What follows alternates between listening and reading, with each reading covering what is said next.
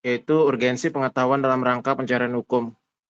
Ada beberapa pengertian pengetahuan menurut beberapa ahli. Pertama, pengetahuan menurut Supriyadi Saputro yaitu proses pembelajaran sebagai kegiatan untuk mencapai tujuan instruksional, jenis dan prosedur kegiatannya membutuhkan rangkaian pemikiran yang cermat. Kedua, pengetahuan menurut Gordon yaitu struktur organisasi pengetahuan yang biasanya merupakan suatu fakta prosedur di mana jika dilakukan akan memenuhi kinerja yang mungkin. Ketiga, pengetahuan menurut Mulyadi Kartanegara adalah alat atau sesuatu di mana manusia bisa memperoleh informasi tentang objek ilmu yang berbeda-beda sifat dasarnya. Next. Di sini juga saya menjelaskan ada beberapa perbedaan pengetahuan dan pengetahuan ilmiah. Ilmu pengetahuan dengan pengetahuan ilmiah dapat dibedakan atas, yaitu pertama, ilmu pengetahuan fisis kuantitatif, sering disebut dengan pengetahuan empiris. Pengetahuan ini diperoleh secara proses observasi serta analisis atas data dan fenomena empiris. Kedua, ilmu pengetahuan formal kualitatif, sering disebut juga pengetahuan matematis. Ilmu ini diperoleh dengan cara analisis, refleksi dengan mencari hubungan antara konsep-konsep. Yang ketiga, ilmu pengetahuan metafisis atau substansial, yang sering disebut dengan pengetahuan filsafat. Kelanjutannya itu kebenaran ilmiah adalah suatu pengetahuan yang jelas dan pasti kebenarannya menurut norma-norma keilmuan. Dan poin berikutnya, cara untuk mendapatkan kebenaran ilmiah itu ada dua cara yang terdiri dari cara proses penalaran, yaitu rasionalisme atau yang disebut dengan akal, dan empirisme atau disebut indera. Dengan poin kedua yaitu cara proses untuk tidak penalaran, yaitu institusiisme atau institusi, dan wahyu atau yang disebut juga dengan agama. Next. Rekan-rekan yang lain mau ngelanjutin atau saya aja nih yang presentasi?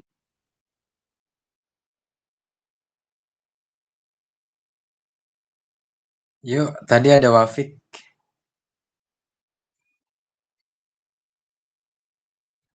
Yuk gantian.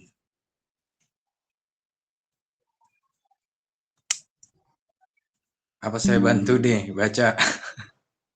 Nggak ada nih, oke saya lanjutin deh, nggak apa-apa deh. Yuk, dari poin B, tinjauan tentang selak-beluk penelitian ilmiah.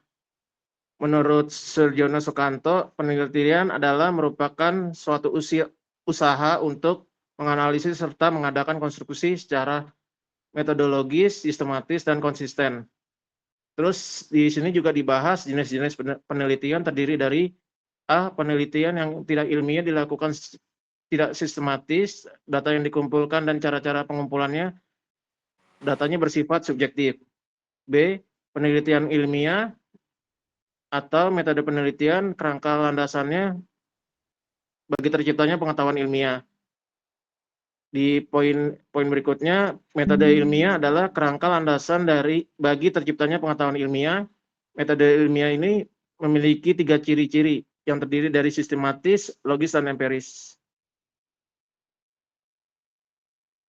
Yang C, peranan penelitian dalam pengembangan ilmu pengetahuan teknologi. Peranan keduanya sangat penting karena ilmu pengetahuan dan teknologi tidak dapat dipisahkan karena saling berhubungan dalam suatu penelitian. Yaitu untuk mewujudkan pembangunan ilmu pengetahuan di Indonesia harus mempunyai 4 rumusan nilai luhur, terdiri dari akuntabel, penerapan ilmu pengetahuan harus dapat dipertanggungjawabkan baik secara moral dan lingkungan. B, visionary, pembangunan ilmu pengetahuan memberikan solusi strategis dan dalam jangka panjang, tetapi taktis di masa kini tidak bersifat sektoral dan tidak hanya memberi implikasi terbatas. C, inovatif, yang artinya temuan yang baru yang bermanfaat. Yang terakhir D, excellent, yaitu keseluruhan tahapan pembangunan ilmu pengetahuan mulai dari fase inisiasi, perencanaan, pelaksanaan, pengawasan, evaluasi, implikasi pada bangsa harus yang baik, yang terbaik, atau berusaha menuju yang terbaik. Macam-macam penelitian. Selanjutnya ada macam-macam penelitian. 1. Menurut jenisnya, terdiri dari penelitian eksploratif dan penelitian deskriptif. Yang kedua, penelitian menurut bentuknya, terdiri dari penelitian diagnostik, penelitian perspektif, dan penelitian evaluatif. Dan yang ketiga, penelitian menurut kegunaan, terdiri dari penelitian murni, penelitian terapan, dan penelitian kasus atau fokus permasalahan. Yang keempat, penelitian menurut analisisnya, terdiri dari penelitian kualitatif, penelitian kuantitatif, perbedaan penelitian kualitatif dan kuantitatif. Yang kelima, penelitian menurut tujuannya, terdiri dari penemuan fakta, penemuan problem identification. Yang keenam, penelitian menurut disiplin ilmu, terdiri dari penelitian monodisipliner dan penelitian interdisipliner. Yang pengertian metodologi. Metodologi adalah cara melakukan sesuatu dengan menggunakan pikiran secara seksama untuk mencapai suatu tujuan. Selanjutnya, metode berasal dari kata methods Yunani yang dimaksud atau menuju suatu jalan. Metode merupakan kegiatan ilmiah yang berkaitan dengan suatu cara kerja sistematis atau memahami suatu subjek atau objek penelitian sebagai upaya untuk menemukan jawaban yang dapat dipertanggungjawabkan secara ilmiah dan termasuk keabsahannya. Dalam penelitian ilmiah, setiap peneliti, mahasiswa, dosen harus mempunyai metode analisis yang tepat agar dapat menyelesaikan dalam permasalahan terhadap penelitian tersebut. Fungsi dari metodologi adalah metodologi mempunyai beberapa fungsi sebagai berikut. 1. Memberikan pedoman tentang bagaimana mempelajari, menganalisis, dan memahami suatu yang dihadapinya. Yang kedua, menambah kemampuan peneliti untuk mengadakan atau melaksanakan penelitian secara baik dan lengkap. Memberikan kemungkinan untuk meneliti hal-hal yang belum diketahui. 4. Memberikan kemungkinan untuk melakukan penelitian. Dan yang kelima, merupakan pedoman untuk mengorganisasikan serta mengintegrasikan pengetahuan. Metode ilmiah. Metode ilmiah adalah cara pelaksanaan kegiatan penelitian yang disusun secara sistematik, logis, dan objektif yang mengikuti tahap-tahap sebagai berikut. Yang pertama, menetapkan permasalahan dan tujuan. Yang kedua, menyusun hipotesis bila diperlukan. Yang ketiga, menyusun rancangan penelitian. Yang keempat, melakukan pengumpulan data. Yang kelima, mengolah dan menganalisis data. Yang keenam, merumuskan kesimpulan dan teori. Dan yang ketujuh, melaporkan dan mempublikasikan hasilnya.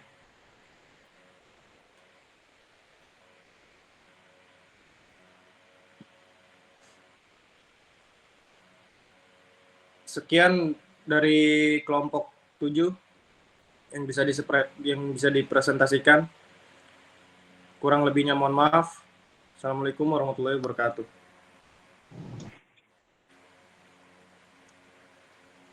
Waalaikumsalam warahmatullahi wabarakatuh.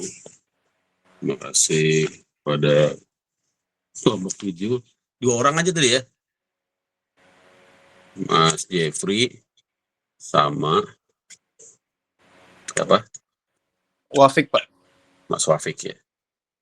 Yang lain ini mana nih? Oke. Itu Bimo Harusnya. udah ada tuh Pak. Oh, Bimo kelam. Untuk 7-nya. Nanti Bimo bagian jawab berarti. Iya. Siapa lagi? Ibu Titin tadi sakit ya? Iya. Desya, mana Desya nih? Bisa hadir juga. Oke, silahkan kita diskusi. Bab 7 ya, tadi disampaikan. Nanti dikirim ya PPT-nya. Yang kemarin juga kayaknya belum itu. Siap Pak. Bab 7 tentang apa tadi?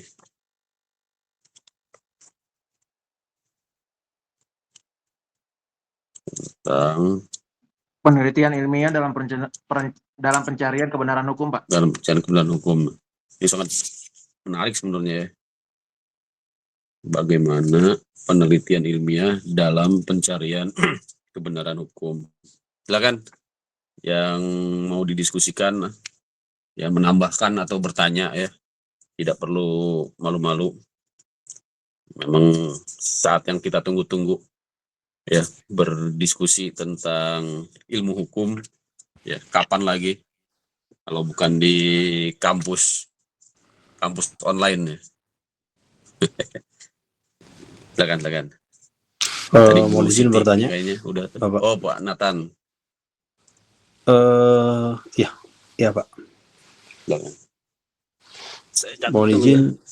bertanya ke kelompok 7. Untuk judulnya tadi tentang peranan penelitian dalam ilmu pengetahuan. Nah, di sini saya mau bertanya kepada kelompok 7. Bagaimana peran penelitian dalam memperbarui teori-teori yang telah ada di dalam ilmu pengetahuan, khususnya pengetahuan dalam ilmu bidang hukum. Demikian.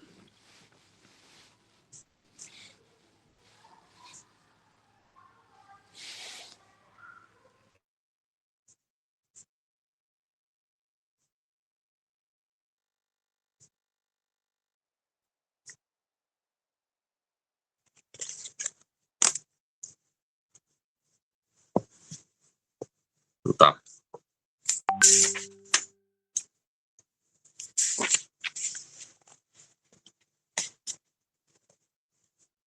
Silakan. Yang lain, Mas Bimo. Ya. Udah siap jawabannya. Ini Bu Kurnia mau nanya, apa Bu Lutfi? Ya, izin bertanya Pak. Boleh. Terkait Nanti jawab kelompok 7 ya. Saya cuma menambahkan aja nanti. jenis penelitian menurut analisisnya kan ada penelitian kualitatif dan kuantitatif. Nah, biasanya kalau dalam penelitian hukum itu kan dengan pendekatan kualitatif ya, yang bukan berupa angka-angka tapi dengan kata-kata verbal ya.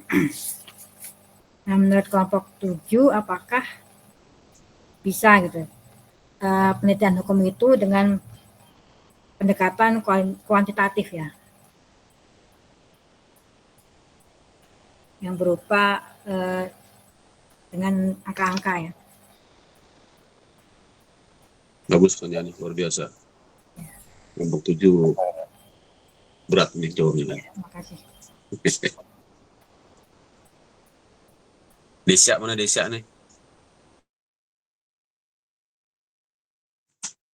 Dulu pernah ikut kelas saya.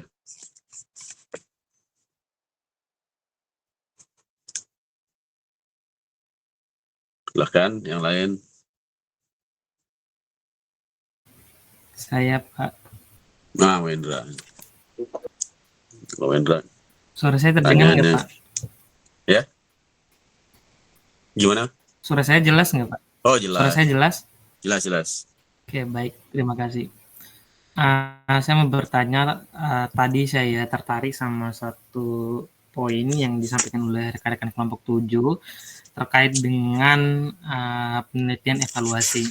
Yang dimana dalam penelitian hukum sendiri kita melihat ada penelitian normatif juga, kemudian ada penelitian kuantitatif, dua penelitian utama yang dipakai dalam penelitian hukum.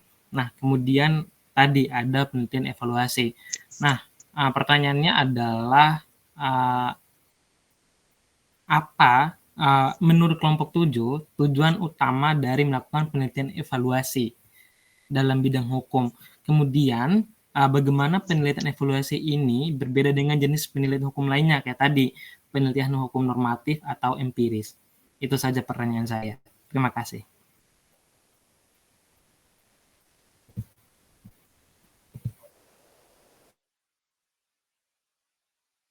Mantap. Mungkin bertanya juga boleh ya? Boleh dong. Iya. Pak Sujud. Iya. Baik. Terima kasih. Menarik ya mengenai proses ilmiah ini.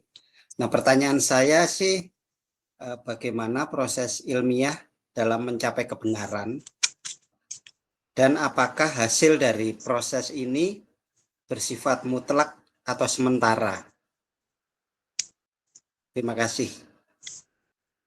Kelompok 7, terima kasih banyak.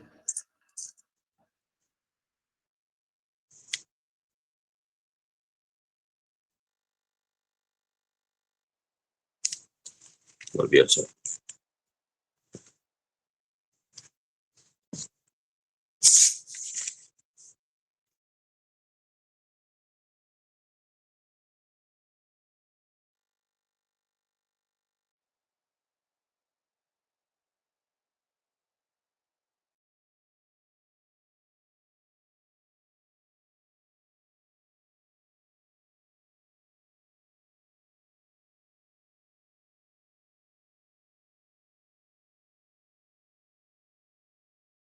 Oke, sudah 4. Saya ada Bu Siti. Angkat tangan itu. Silakan Bu Siti. Masih di bus kayaknya.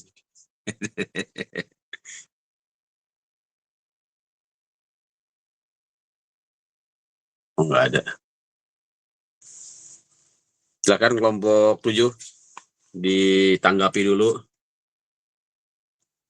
Mas Bimo, Mas Wafik tadi ya, dan Mas Jeffrey. Satu lagi nggak hadir ini, Mbak Desa sama Bu sakit yang tadi yang sakit, Bu Titin ya. Oke, terima kasih. Sudah dikirim PowerPoint-nya 7.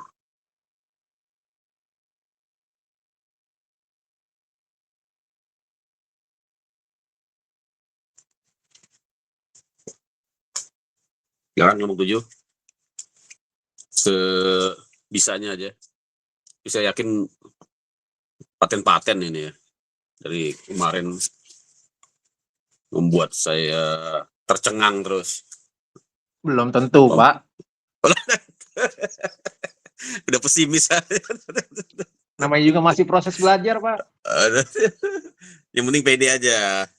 Gitu ya. Kapan lagi paling- kita jadi ahli hukum? Ya masih belajar, Pak. Makanya Sama-sama. ini kita kuliah lagi, Pak. Paling saya mau coba jawab pertanyaan Boleh. nomor 4 ya. Bagaimana Tes. proses Ya, ilmiah terserah. itu mencapai kebenarannya ya. Kalau Boleh. menurut saya sih proses ilmiah itu untuk mencapai kebenaran itu tadi sesuai data dan fakta-faktanya. Kalau misalnya kalau nggak dapat data-datanya dari yang dia buat untuk metodenya, berarti kan untuk memberikan suatu metode penelitian itu tidak benar gitu loh, menyampaikan fakta yang bohong gitu loh, nggak secara ilmiah dengan tidak benar gitu loh. Kalau menurut saya sih itu, Pak. Mungkin dari tadi mungkin bisa diulangin untuk pertanyaan nomor 1, nomor 2, nomor 3.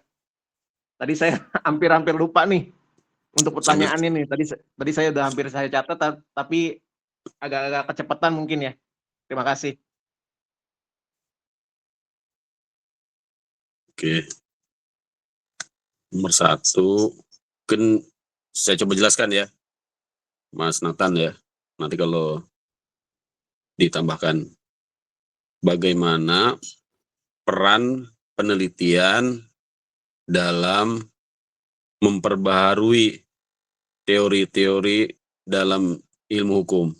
Kira-kira gitu pertanyaannya ya, Mas Nathan. Ya, benar, Pak. Peran penelitian dalam memperbaharui teori-teori dalam ilmu hukum.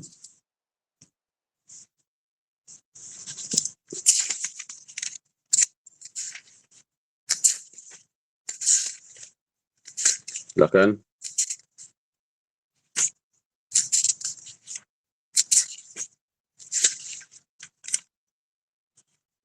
Nomor 7. Kira-kira apa perannya? Atau teman-teman yang lain juga ya, silakan menambahkan. Jangan dibiarkan saja kelompok 7. Silakan. Jadi ada 4 pertanyaan. Yang pertama tadi dari Mas Nathan, peran penelitian dalam memperbaharui teori-teori dalam ilmu hukum ya.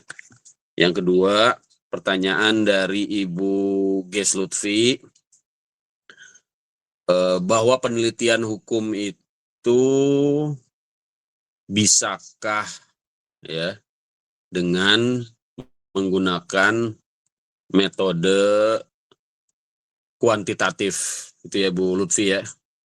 Karena jenis penelitian ada 2 ya, kualitatif dan kuantitatif.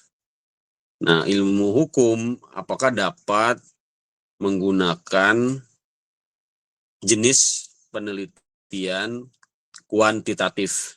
Gitu ya, Bu Lutfi ya? Iya, kurang lebih begitu. Siap. Yang ketiga, dari Wendra, tentang penelitian evaluatif. Pertanyaannya, bagaimana tujuan gitu ya, utama dalam penelitian evaluatif ya di bidang hukum. Gitu ya Wendra ya. Yang kedua, bagaimana bedanya penelitian evaluatif dengan penelitian normatif dan empiris. Gitu ya Wendra ya. Mantap Iya tanya. Pak, gitu Pak, siap. Yang keempat tadi sudah dijawab oleh Mas Jeffrey tentang bagaimana proses ilmiah atau metode ilmiah dalam mencari kebenaran ya. Apakah bersifat mutlak atau bersifat sementara. Gitu ya Pak Sujud ya. Ya, benar Pak Luar dosen. biasa ini pertanyaannya. Ya, mari kita coba jawab sama-sama. Silakan yang lain dulu. Terutama sih kelompok 7. Tapi karena kelompok 7 ada banyak halangan ini. Mungkin kita serahkan para pakar-pakar yang lain ini. Yang bertanya pun kalau mau menjawab nggak masalah. Saya yakin yang bertanya sudah punya jawaban gitu ya. Tua kelas dulu lah ini. Tua kelasnya mana? Silakan. Siap Yang Pak. mau. Siap. Lanjut aja Pak. Lanjut. Dilanjut nanti. Kalau nggak ada yang jawab, ketua kelas harus jawab. Pas Bimo mana Mas Bimo nih? Dengar namanya aja. Izin menjawab boleh Pak? Oh boleh. Siapa nih?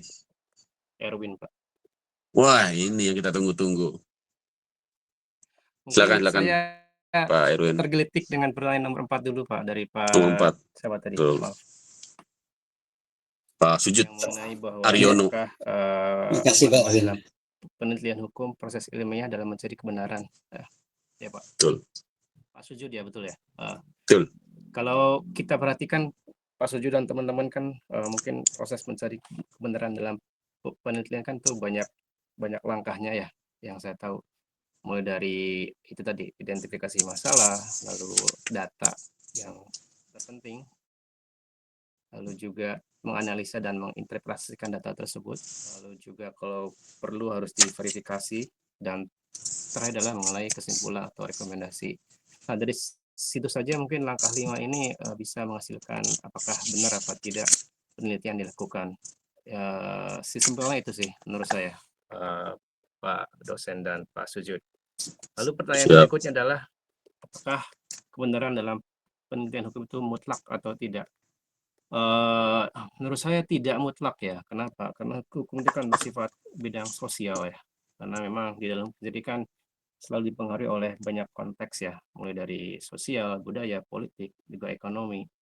Jadi terus juga ditambah lagi dengan banyaknya interpretasi yang berbeda-beda dari yang dilakukan. Dan itu tergantung dari pendekatannya, baik itu pendekatan secara yuridiksi maupun juga normatif. Dan selain juga perbedaan pandangan di kalangan ilmu hukum juga menyebabkan banyaknya hukum ini tidak mutlak begitu. Jadi hukum menurut saya sifatnya lebih relatif dan kontekstual. Balik lagi tergantung pada metode ataupun sumber yang digunakan dan juga kerangka tadi pikiran hukum yang diterapkan. Itu jawaban dari saya mencoba memperkaya diskusi ini, Pak dosen. Terima kasih. Mantap. Ini yang kita tunggu-tunggu. Silakan. Nanti saya akan sarikan di akhir aja. Yang lain, Mungkin saya akan menjawab nomor pertanyaan Ibu Ges ya. Apa Ibu siapa tadi? Saya nggak tahu, dia lupa tadi Buges namanya. Ges Lutfi. Ya. Apakah tadi sorry. Kualitatif, kuantitatif. Ya kuantitatif. Kalau menurut kelompok kami sih bisa, karena peneliti ini harus mengumpulkan data dan menganalisis data dulu Pak, melalui numerik bisa, sehingga dapat mengukur variabel hukumnya, gitu, dengan menggali pola atau hubungan antara fenomena hukum yang akan diteliti Pak. Mm-mm. Terus saya akan menjawab juga pertanyaan dari Bapak siapa tadi, tentang penelitian dalam ilmu hukum berperan penting dalam memperbarui teori-teori hukum melalui beberapa cara ya Pak ya. Betul ya Pak ya?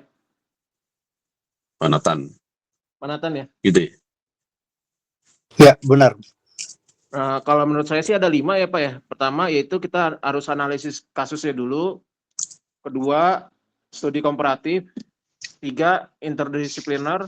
4, feedback dari praktisi. 5, inovasi teknologinya Pak. Mungkin dari Pak dosen nanti mungkin bisa ditambahkan ya Pak ya. Peran, ini yang tanyakan perannya nih. Peran penelitian dalam memperbaharui teori-teori dalam ilmu hukum. Tapi nggak apa-apa. Nanti bisa ditambahkan oleh yang lain. Silakan yang lain. Sementara sudah terkumpul beberapa jawaban ya dari pertanyaan pertama Pak Nathan, Mas kayaknya masih muda nih, Mas Nathan ya. Jadi coba dijawab oleh kelompok 7. Kemudian pertanyaan dari Bu Lutfi juga sudah dijawab dari kelompok 7. Yang belum, tanya Wendra nih kait dengan penelitian evaluatif ya. Apa sih tujuannya dan bedanya apa dengan penelitian normatif dan empiris?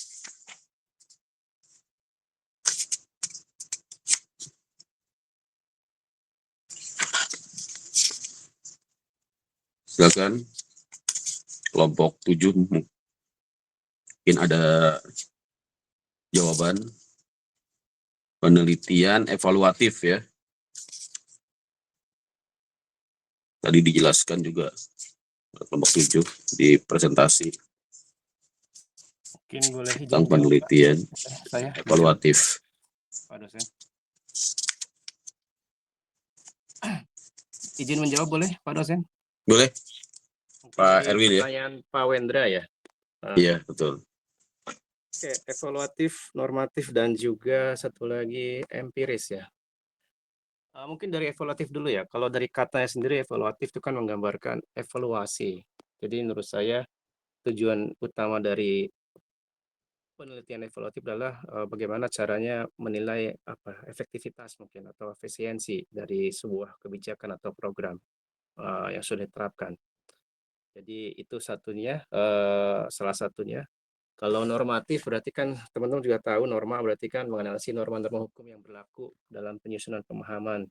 Jadi fokus utama adalah pemahaman hukum sebagai norma dan kaidah. Dan ini tujuan utama dari penelitian normatif. Sedangkan empiris kan lebih banyak bagaimana hukum itu diterapkan dan berfungsi serta gimana praktiknya dalam kehidupan masyarakat.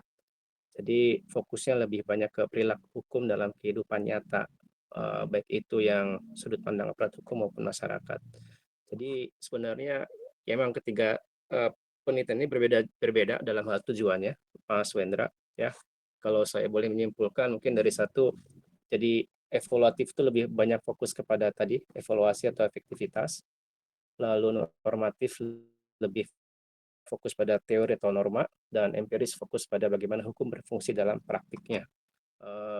Lalu bagaimana sebenarnya ketiga ini saling melengkapi ke depan ya, dan juga saling memberikan pemahaman yang lebih komprehensif tentang hukum, baik itu secara teori dan praktik. Mas Wendra, itu jawaban dari kami Pak, kelompok 3. Terima kasih atas pertanyaan Pak Wendra. Luar biasa, sangat membantu sekali, terutama untuk kelompok 7 Ya, Pak. yang nampaknya masih terkendala.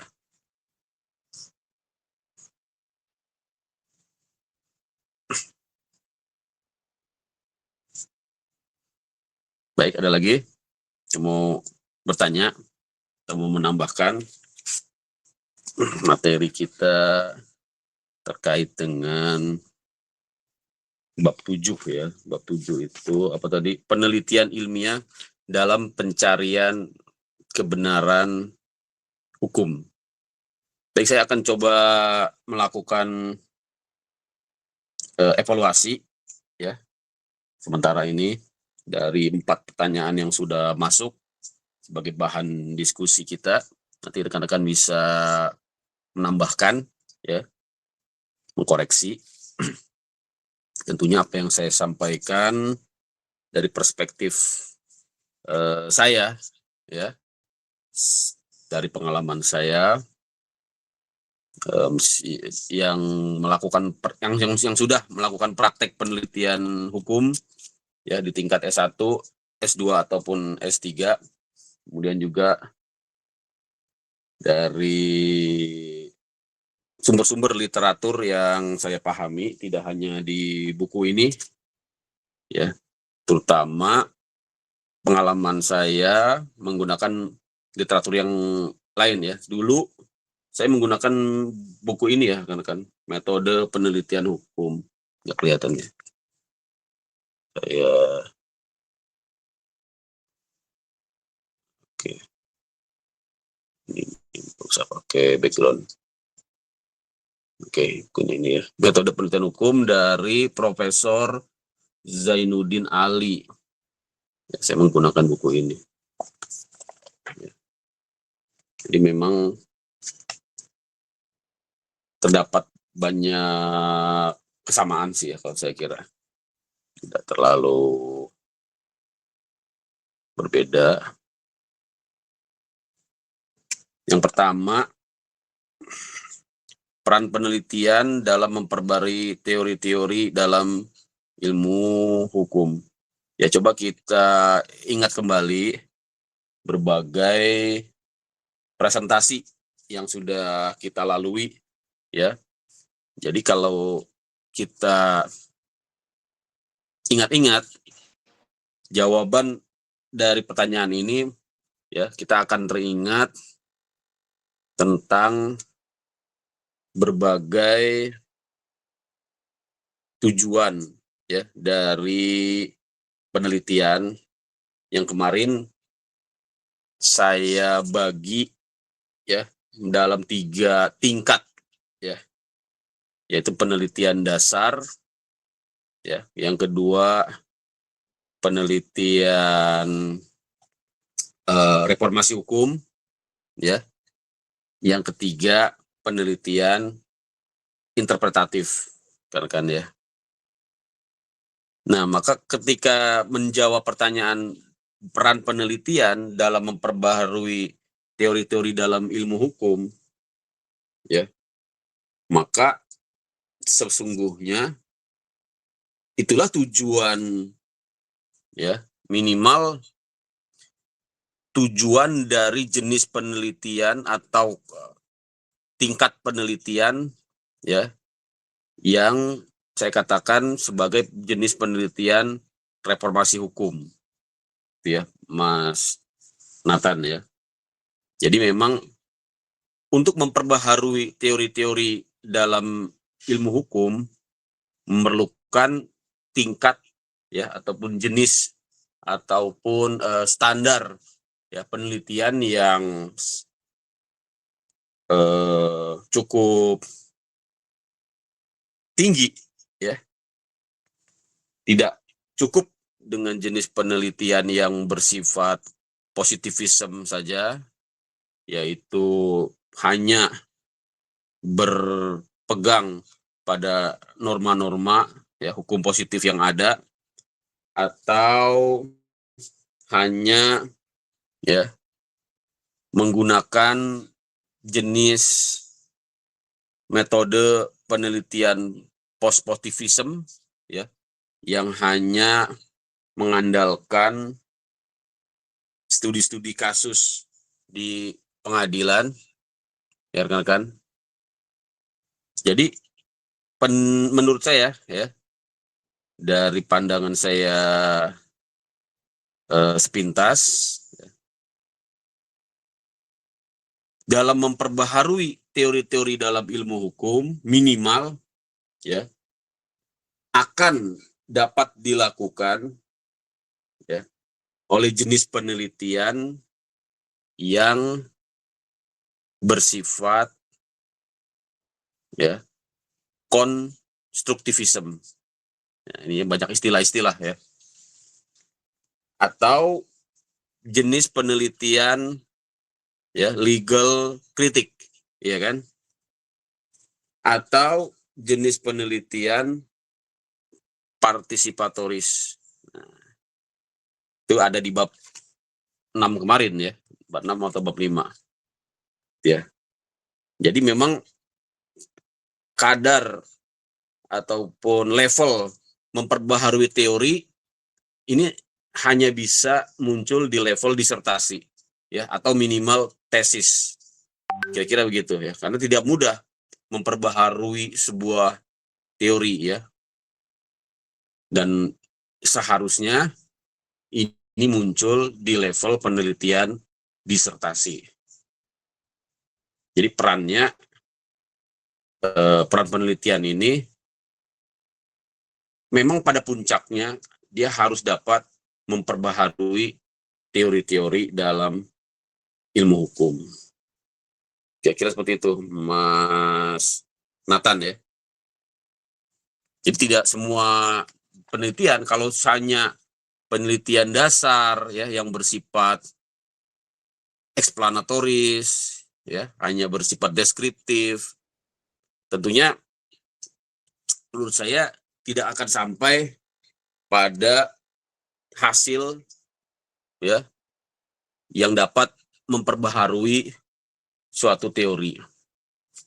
Jadi hanya sebatas menjelaskan, menguji gitu ya. Atau mengkomparasikan ya, karena kalau sudah sampai memperbaharui suatu teori tadi itu ya memerlukan tingkat ya jenis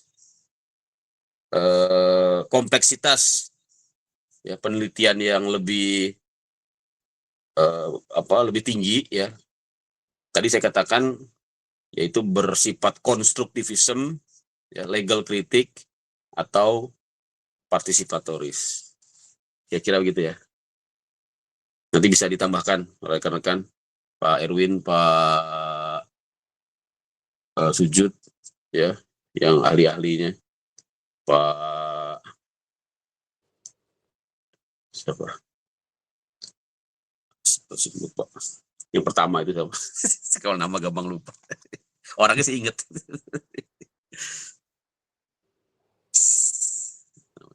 Yang kelompok 1 aja dulu siapa?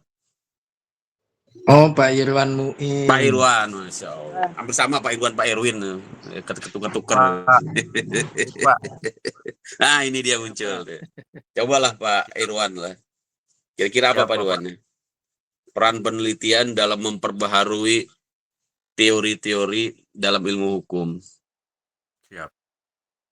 Izin, boleh langsung Pak? Langsung aja. Baik, terima kasih Bapak Sayang dosen. kalau nggak kita dengar ini. Terima kasih Pak. Kalau saya salah mohon dikoreksi.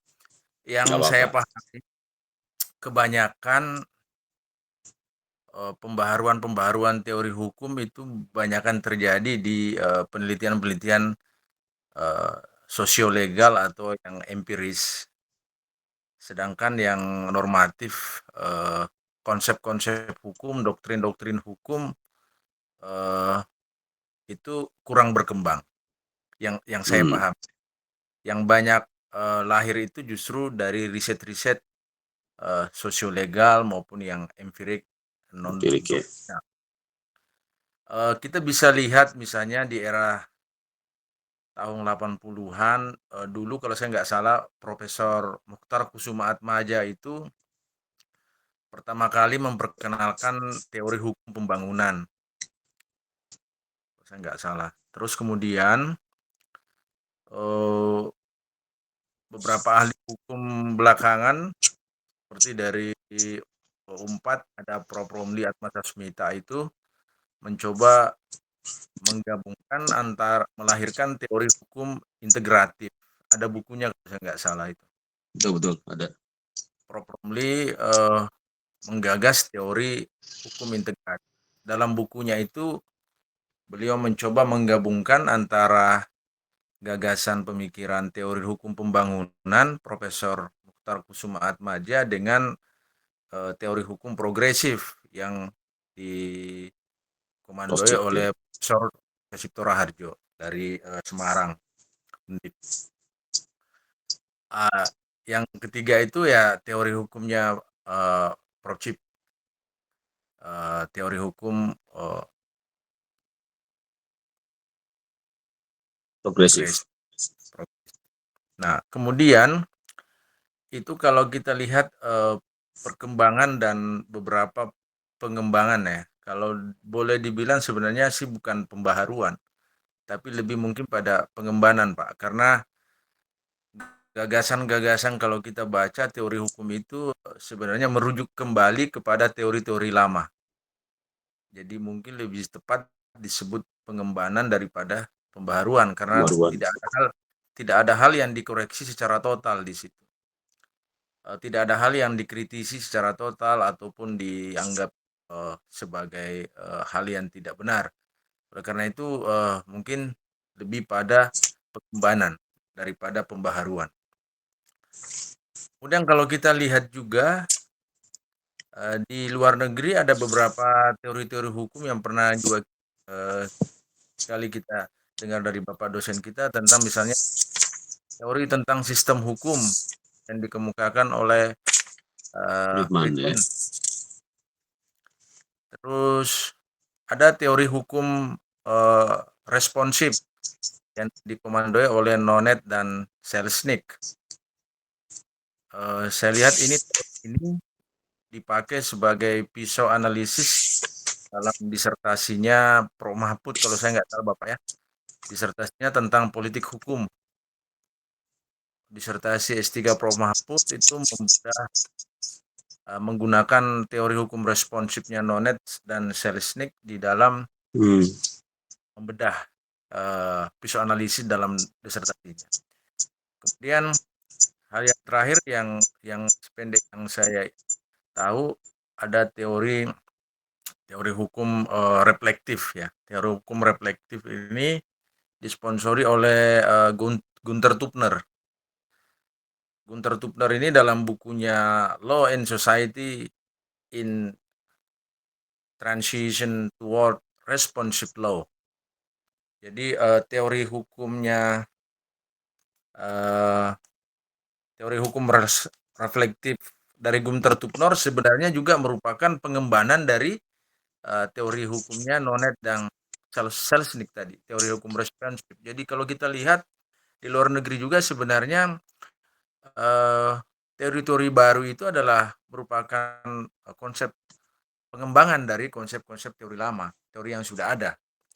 Bukan berarti bahwa teori yang lama itu kemudian tidak berlaku lagi, kan tetapi lebih diaktualkan dengan perkembangan kondisi kekinian. Tidak menutup kemungkinan bahwa ke depan itu akan muncul gagasan atau teori-teori baru yang lebih banyak di bidang riset-riset empirik atau penelitian hukum sosiologis. Ada hal yang menarik saya baca di media Bapak ini mengenai salah satu waktu disnatalis Fakultas Hukum UI kemarin ya. Kemarin ada saya baca di sini, ini mungkin agak ada kaitan dengan apa namanya, dengan tema kita pada malam hari ini. Salah satu panelis dalam disnatalis Fakultas Hukum UI yang ke-100 tahun itu, ada pembicara dari UGM, namanya Dr. Yance Arizona. Mungkin Dr. Yance Arizona, Pak. Nah, di situ dia menulis tentang main problem in legal research. Beberapa kendala-kendala utama dalam penelitian hukum. Dia mau menyamarkan di situ bahwa ada 4 kendala utama yang menghambat perkembangan riset-riset hukum di perguruan tinggi, termasuk di Indonesia. Yang pertama, 1, terbatasnya metode studi hukum pada 2 hal saja, yaitu yang normatif dan empiris. Yang kedua, studi-studi sosiolegal kurang mendapat tempat dalam pendidikan tinggi hukum.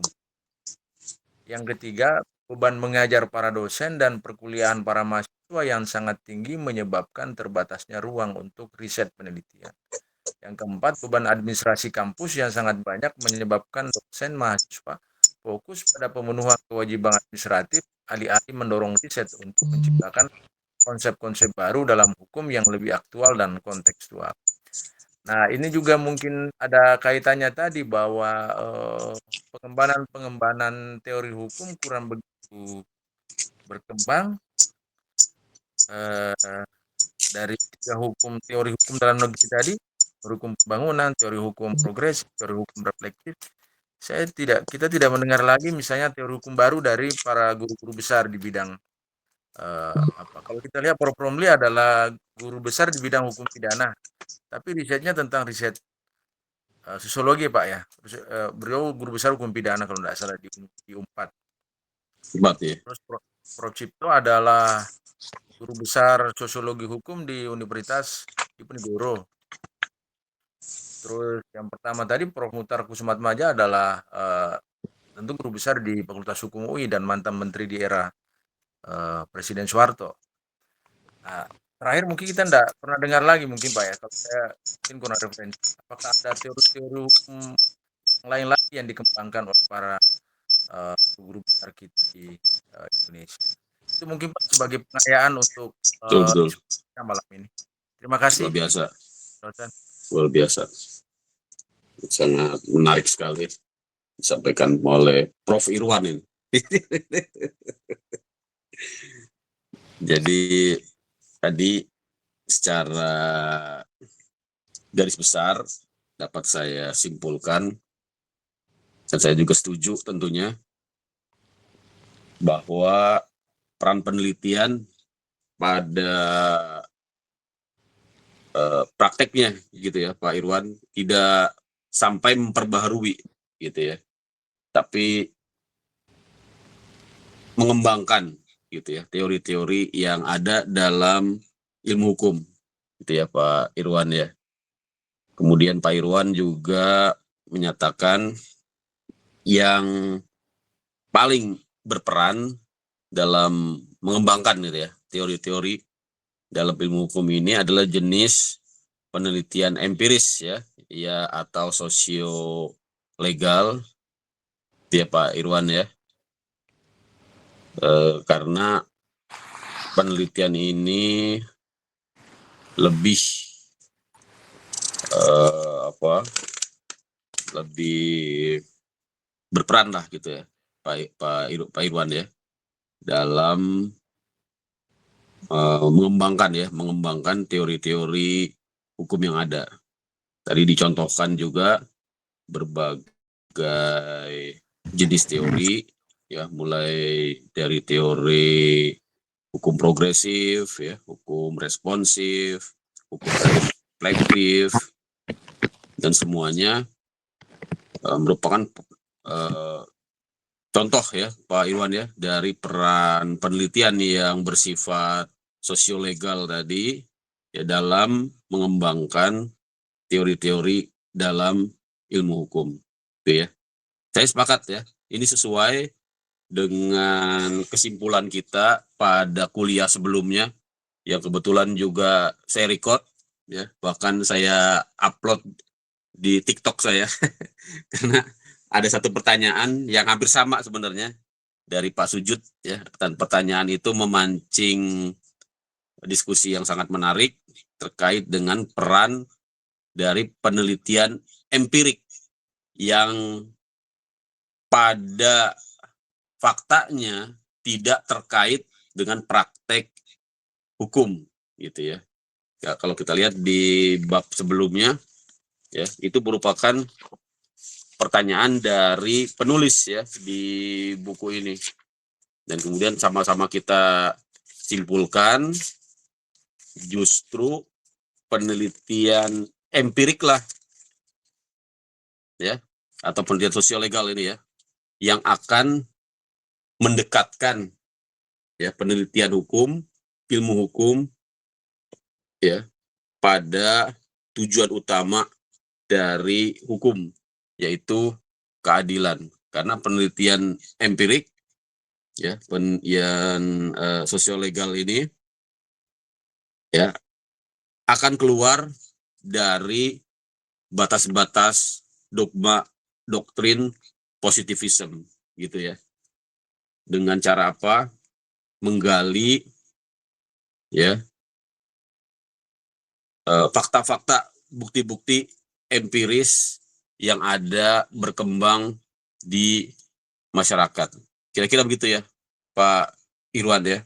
Jadi Iya, Pak. dengan bermodalkan jenis penelitian empiris inilah sebenarnya ya harapan untuk memunculkan teori-teori baru ya, teori-teori yang dikembangkan akan lebih tercapai. Itu ya Pak Irwan ya. Dan ini memang tugas besar kita. Bagaimana menggunakan metode-metode empirik ini dalam penelitian hukum. Karena memang seperti yang disampaikan Pak Irwan tadi ya, dan saya pun setuju, ada keterbatasan ya dalam penelitian hukum di Indonesia yang memang masih berkutat di seputar penelitian normatif ya, atau normatif empiris ya, normatif empiris. Jadi empirisnya terhadap norma gitu ya, tapi tidak banyak ya yang menggali penelitian empiris murni ya.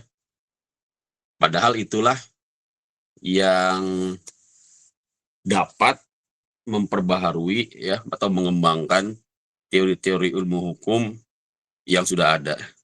Saya kira itu ya Pak Irwan ya. Luar biasa. Silakan, masih ada. Mungkin kita ke pertanyaan kedua ya. Kita coba simpulkan ya. Pertanyaannya Ibu Lutfi terkait dengan permasalahan jenis penelitian kuantitatif. Ya. Bisakah ya dilakukan gitu ya Bu Lutfi dalam penelitian hukum? Tadi dijawab oleh kelompok 7, terutama oleh Mas Jeffrey ya. Mas Jeffrey mengatakan bisa, karena penelitian kuantitatif ini akan membuktikan dengan angka-angka ya, atau numerik tadi ya, Mas Jeffrey ya. Untuk apa? Untuk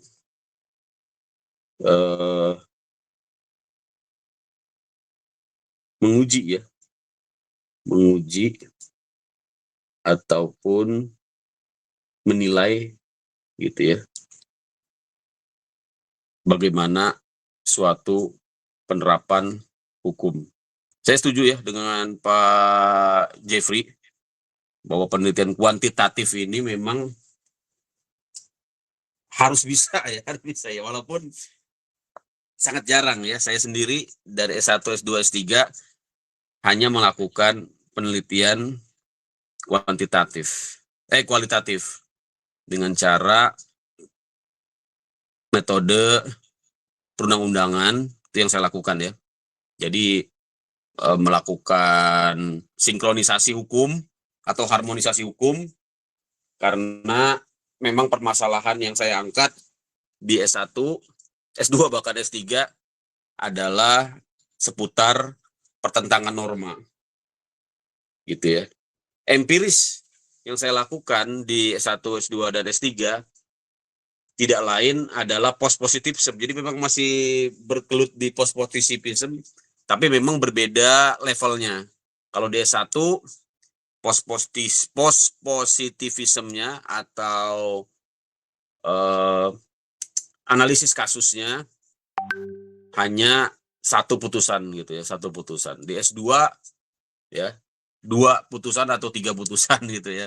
Nah, di S3 itu diluaskan, tidak hanya putusan-putusan dari pengadilan Indonesia, tapi diperluas sampai ke putusan-putusan di mancanegara. Nah, itulah yang saya lakukan. Tidak murni kuantitatif juga, tidak murni kualitatif ya, karena di dalamnya juga ada statistik. Saya juga misalnya menggunakan mayoritas, minoritas, memang kuantitatif sederhana. Ya, seperti kesimpulan saya, mayoritas hakim menggunakan menerapkan hukum gitu ya, di pengadilan pajak misalnya ya, menerapkan beban pembuktian terkait dengan sengketa nilai pabean menggunakan pembuktian terbalik gitu ya. Artinya pihak yang dinyatakan salah, dia yang harus membuktikan kebenarannya. Jadi bisa menggunakan kuantitatif ya, Pak Bu Lutfi ya. Walaupun terbatas memang kalau dihukum ya, tidak seperti halnya kuantitatif di penelitian eksak gitu ya, dengan rumus-rumus yang saya lihat sangat kompleks. Kalau dihukum, ini pengalaman saya ya hanya statistik sederhana gitu ya, misalnya mayoritas hakim, mayoritas masyarakat gitu ya, atau mayoritas penegak hukum ya. Kita gunakan itu sebagai data empiris ya, sebagai data empiris tentunya seperti yang saya lakukan, menggunakan tabel statistik sederhana tentang bagaimana sikap hakim gitu ya, sikap hakim dalam putusan-putusan. Itulah yang saya lakukan. Tentunya rekan-rekan nanti bisa mengeksplor lebih jauh metode-metode kuantitatif ini, tidak hanya terbatas pada objek putusan pengadilan, tapi juga ya berbagai fenomena-fenomena sosial di masyarakat ya, misalnya dengan melakukan teknik sampling ya, wawancara populasi ya, kan saya kira itu. Jadi tepat jawabannya dari Mas Jeffrey tadi, walaupun sambil kerja, tapi langsung bisa menjawab. Mungkin rekan-rekan yang mau menambahkan, dari saya dan Mas Jeffrey sih sepakat. Mungkin Bu Lutfi yang bertanya malah tidak sepakat nih. Apakah metode kuantitatif bisa? Bisa ya, Bu Lutfi ya. Dan saya pun sudah praktekkan, tapi memang kuantitatif yang sederhana.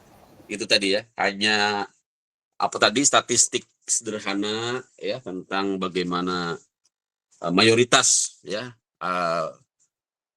putusan-putusan hakim seperti apa pendapatnya, itu yang saya lakukan.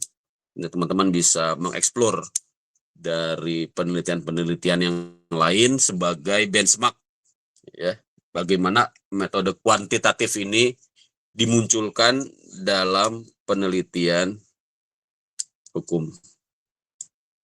Saya kira nomor 2 sudah clear ya. Nomor 3 dari Wendra kita coba gali lagi. Tadi sudah dijawab ya oleh Pak Erwin yang jawab ya. Kelompok 7 Malah belum jawab ya. Tadi Pak Erwin mengatakan penelitian evaluatif itu ya dari namanya sudah dapat dipahami tidak lain adalah untuk mengevaluasi gitu ya. Apa tuh mengevaluasi? Menilai gitu ya. Menilai apa? Tentunya menilai hukum ya dengan metode-metode evaluasi ya. Itu menganalisis hubungan ya antara kriteria dengan fakta-fakta atau pelaksanaan suatu hukum ya. Jadi mengevaluasi termasuk juga mengevaluasi pelaksanaan hukum efektif atau tidak gitu ya. Benar atau tidak, sejalan atau tidak, harmonis atau tidak. Ya, inilah jenis penelitian evaluatif. Tadi disampaikan Pak Erwin kira-kira begitu ya. Kemudian tujuannya tentunya tadi ya untuk menilai, mengevaluasi suatu penerapan hukum ya dikaitkan dengan penelitian hukum. Misalnya banyak saya kira ya. Dan secara tidak sadar sebenarnya kita sedang melakukan penelitian evaluatif ketika mengangkat permasalahan-permasalahan seputar misalnya lemahnya penegakan hukum gitu ya. Nah, maka kita sebenarnya sedang melakukan penelitian evaluatif dikaitkan dengan normatif atau empiris ya. Ini penelitian evaluatif ini bisa menggunakan ya dua jenis penelitian ini ya, baik normatif maupun empiris. Ya, normatif tentunya mengevaluasi norma-norma ya, mengevaluasi norma-norma secara evaluatif gitu ya. Dengan menggunakan metode-metode normatif ya seperti yang lazim saya gunakan ya. Misalnya metode komparatif, metode perbandingan hukum ya, metode interpretatif ya, metode hierarki peraturan perundang-undangan, metode harmonisasi hukum. Ya, itu saya kira itu bagian dari evaluatif juga ya kan, menilai suatu fakta yuridis berupa substansi hukum, ya kan? Empiris ya tentunya empirisnya lebih luas lagi. Ya, kalau bicara penelitian evaluatif yang berbentuk evaluasi, ya tentunya bisa menggunakan berbagai instrumen-instrumen penelitian empirisnya seperti tadi statistik, ya, metode sampling, ya, metode wawancara dan berbagai teknik-teknik penelitian empiris untuk mengevaluasi suatu penelitian hukum ya, misalnya dampak suatu regulasi ya terhadap masyarakat ya, bisa kita persempit lagi ya, dampak ekonomi gitu ya, dampak psikologis, dampak psikis ya, dampak lingkungan, luas sekali ya. Jadi saya kira ini jenis penelitian yang sebenarnya sangat penting sekali, dan terkadang saya sendiri secara tidak sadar sebenarnya saya sedang melakukan penelitian evaluatif gitu ya. Ketika saya menggunakan metode peraturan perundang-undangan, saya sedang mengevaluasi misalnya suatu peraturan Menteri Keuangan. Kita evaluasi dengan cara apa? Metode hierarki ya, ternyata tidak selaras dengan peraturan-peraturan hukum-hukum ya, asas-asas hukum yang lebih tinggi. Jadi sebenarnya dapat dikatakan juga evaluatif. Tapi memang rekan-rekan, istilah-istilah yang muncul di buku ini, terutama di bab 7 ini, istilah-istilah yang memang tidak lazim muncul di penelitian hukum. Tapi saya lihat pada esensinya memiliki kesamaan. Jadi hati-hati ketika nanti melakukan praktek menulis, ya, sesuaikan istilah-istilah ini dengan kelaziman istilah dalam penelitian hukum. Ya. Seperti di dalam penelitian hukum tidak lazim memang menggunakan kata-kata penelitian evaluatif, itu ya, kan padanan kata yang lebih pas ya, penelitian tetap kita mengatakan penelitian normatif ya, penelitian normatif dengan metodologi perbandingan hukum, gitu ya. Penelitian normatif ya dengan pendekatan dengan pendekatan peraturan undang-undangan. Kalau itu terkait dengan normatif, ya. Tapi kalau memang penelitian kita empiris, ya saya kira tidak masalah memang menggunakan kata-kata ini, ya, evaluatif, kuantitatif, kualitatif, ya. Karena bahasa penelitian hukum, terutama yang normatif tadi, memang memiliki ciri khas, ya. Ketika kita memunculkan istilah-istilah yang tidak lazim tadi, ya kemungkinan salah dipahami gitu ya, ataupun justru menjadi challenge ya ketika nanti dilakukan pengujian ya dalam proses kelulusan ya rekan-rekan ya. Jadi memang harus disesuaikan. Kita fokus pada istilah-istilah yang lazim ya dalam penelitian hukum. Tapi nanti memang dapat dikonsultasikan dengan dosen pembimbingnya. Gitu ya. Jadi pertanyaan Wendra ini jenis penelitian evaluatif jelas ya, sebagaimana tertulis di buku, yaitu untuk menilai ya, untuk melakukan penilaian atau evaluasi ya, tentunya kalau terkait dengan hukum ya evaluasi terhadap hukum, baik normanya, substansinya ya, pelaksanaannya itu ya, termasuk struktur sistem hukum itu bisa dievaluasi. Metodenya bagaimana? Bisa dua ya, bisa normatif, kita bisa gali jenis-jenis penelitian normatif tadi saya sudah sampaikan ya, ada macam-macam perbandingan hukum ya, hierarki hukum, sinkronisasi hukum, macam-macam. Metode empiris lebih luas lagi tentu. Saya kira itu ya Wendra ya. Kalau ada yang mau menambahkan silakan. Yang terakhir sebelum kita tutup, udah mau jam 9 aja ya, cepat sekali ya. Yaitu tentang paling ini kuliah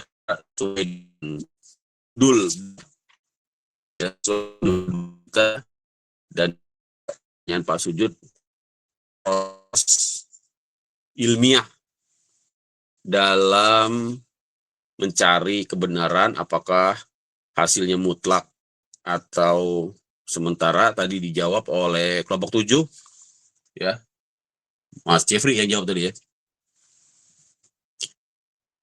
Jadi menurut Mas Jeffrey, kebenaran dalam proses ilmiah itu berada pada data-datanya ya, data-datanya yang benar. Benar itu artinya valid ya, dapat dikonfirmasi itu ya Mas Jeffrey ya. Jadi itulah kebenaran dalam proses ilmiah atau dalam metode ilmiah, yaitu dari data-datanya.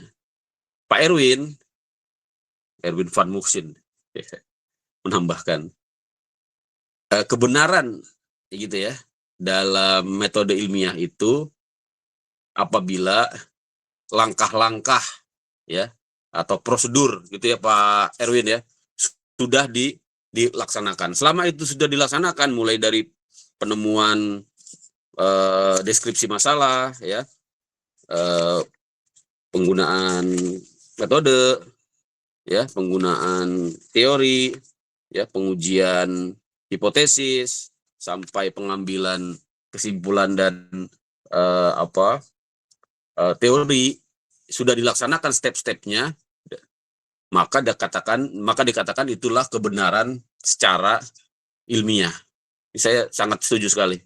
Dan memang sifatnya menjadi tidak mutlak gitu ya Pak Erwin ya. Mengapa tidak mutlak? Karena tergantung ya dari konteks dan metodenya, jadi bersifat relatif gitu ya Pak Erwin ya.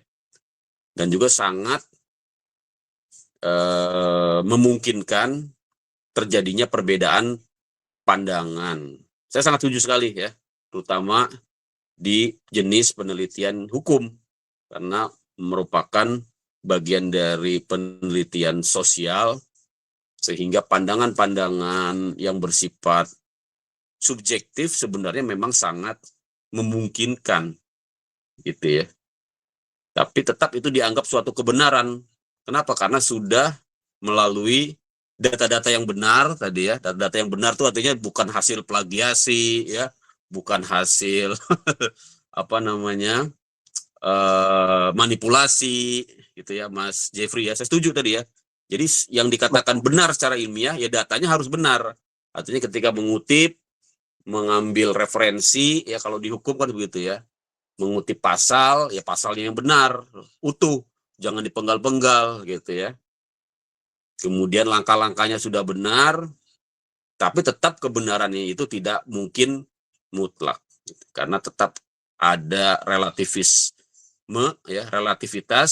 tergantung konteks, tergantung metode, ya, dan juga akan memunculkan banyak perbedaan pendapat. Saya sangat setuju sekali, ya, luar biasa. Saya kira itu kita bungkus ya hasil diskusi kita malam ini, luar biasa ya.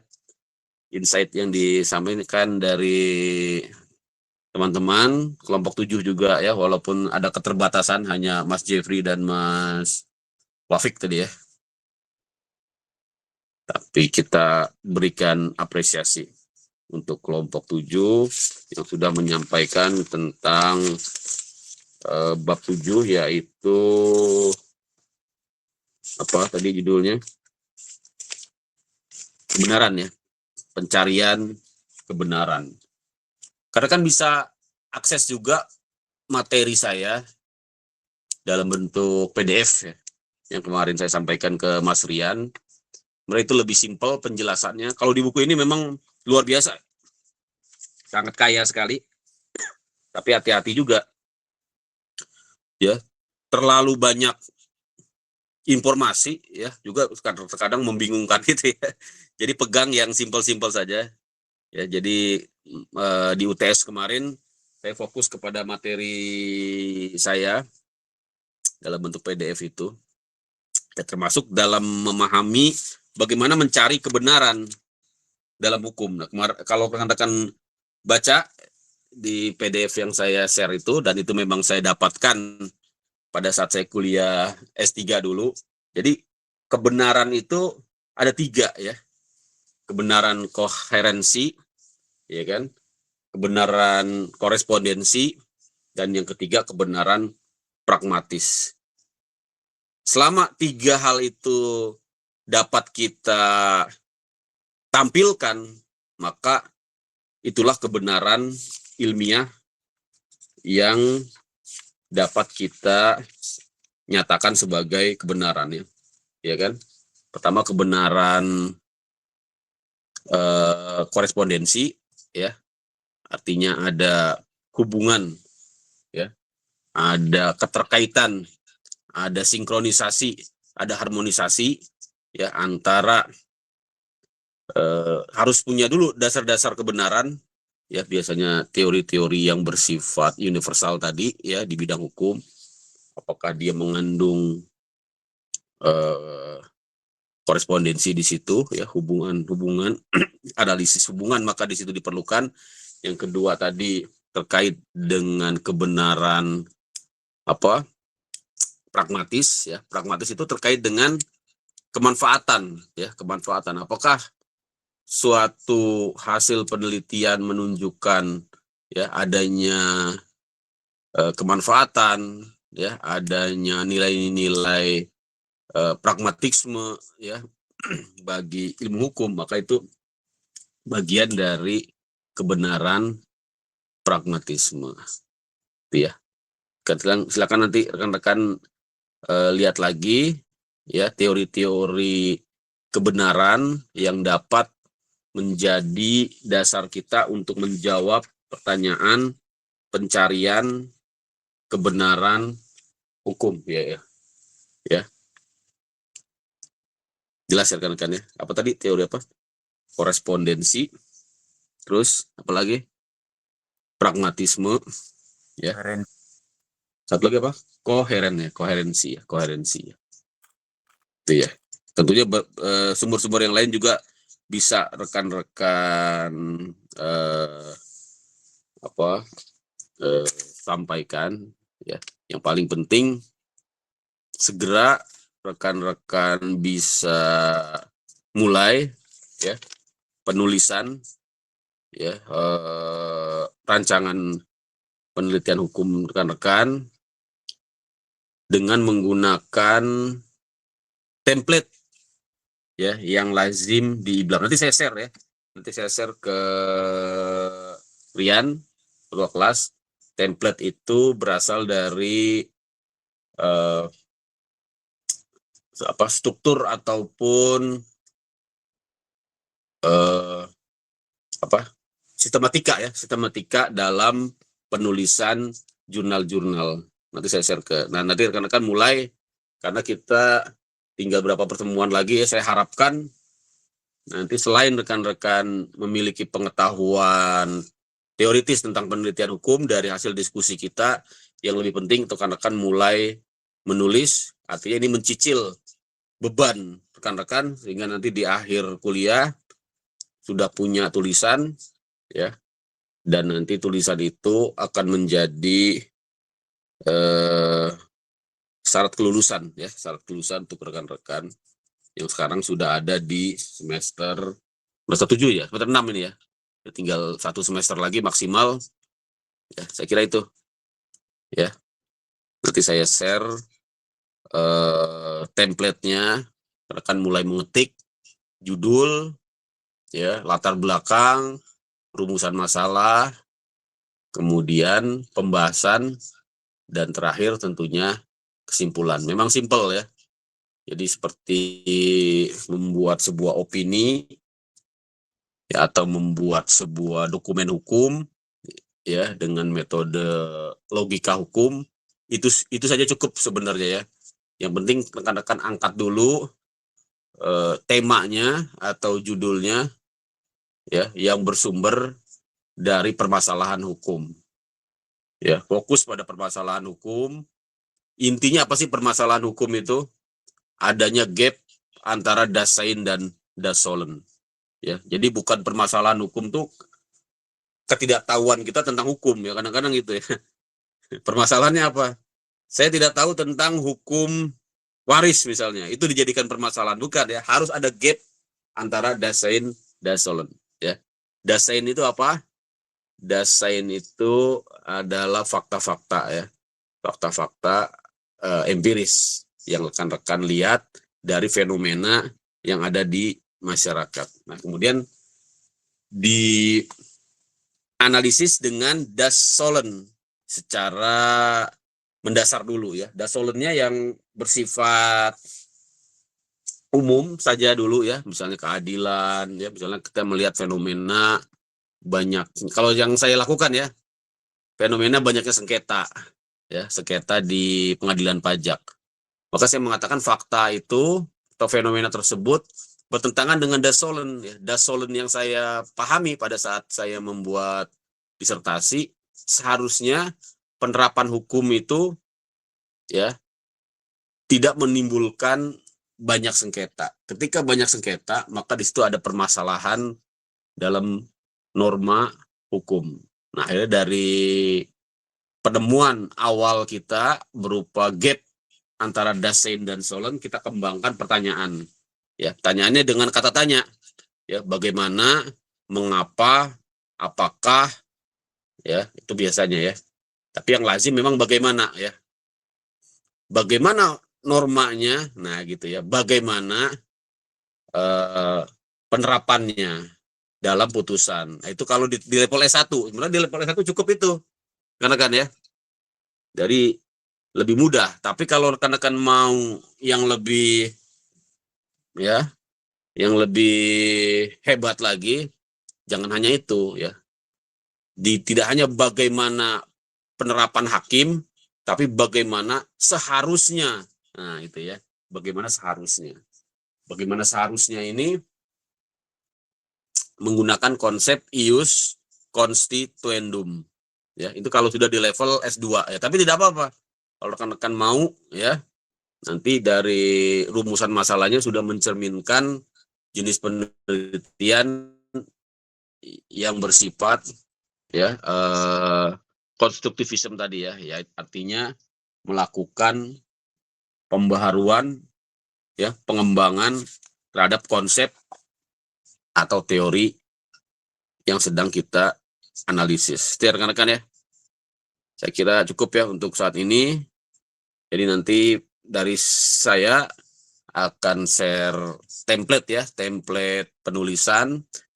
Kemudian sebelum saya juga akan men-share contoh ya, contoh ragangan penelitian yang terdiri dari 6 gagasan, di mana 6 gagasan itu harus bisa rekan-rekan temukan ya. Gagasan pertama tentang latar belakangnya, gagasan kedua ya tentang rumusan masalahnya, gagasan ketiga tentang teori-teorinya, ya, gagasan keempat tentang pembahasan ya. Pembahasan itu artinya ya menganalisis ya fakta-fakta dengan teori yang ada. Yang kelima yang keenam ya. Pokoknya yang terakhir baru kita menemukan kesimpulannya. Saya kira itu ya rekan-rekan ya. Jadi untuk saat ini cukup. Nanti akan segera saya kirim 2 berarti ya tadi ya. Pertama contoh outline ya atau ragangan itu artinya rancangan penelitian. Yang kedua template jurnal ya, yang bukan template jurnal, template tugas akhir ya, template tugas akhir yang nanti rekan-rekan harus siapkan ya, sehingga nanti di akhir perkuliahan sudah siap dan sangat memudahkan nanti rekan-rekan di semester 7 tinggal mensubmit saja, tinggal ujian. Jadi di awal semester 7 sudah selesai semua kewajiban teman-teman. Terima kasih. Saya kira cukup pertemuan kita yang ke-7. Baru ke-7 ya. Ke-8 ini sebenarnya ya, karena yang pertama dulu kan tidak ada presentasi ya. 8 berarti ya. Terima kasih. Assalamualaikum warahmatullahi wabarakatuh. Semangat ya. Sampai jumpa lagi minggu depan insya Allah. Siap, makasih Bapak dosen. Sama-sama. Dosen, terima kasih banyak Pak. Terima kasih, Pak. Selalu see you next week.